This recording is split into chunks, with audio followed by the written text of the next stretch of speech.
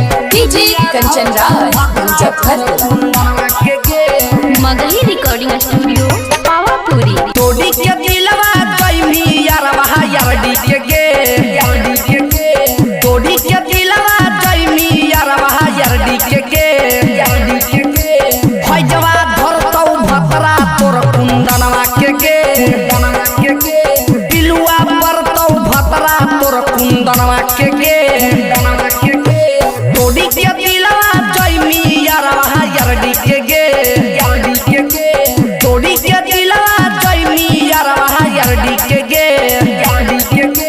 गिड़वा परतौ भतरा तोर कुंदनवा के टिबिया धरतौ भतरा तोर कुंदनवा के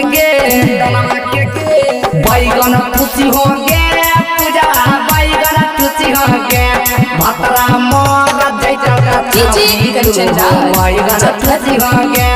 टिबिया धरतौ भतरा तोर कुंदनवा के कौन काम शादी के बाद कुंदनवा के कौन काम शादी के बाद कुंदनवा के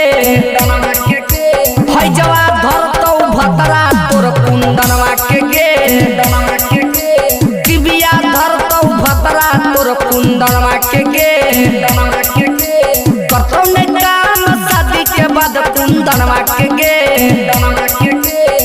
कौन काम शादी के बाद कुंदनवा के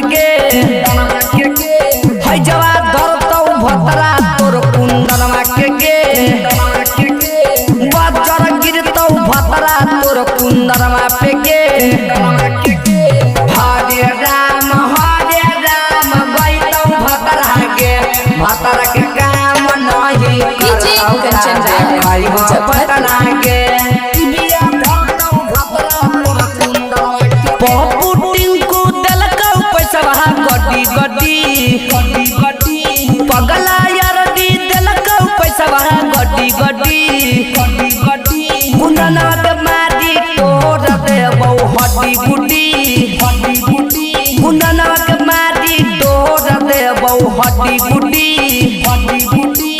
उत्तम नीति से देलकौ पैसा गड्डी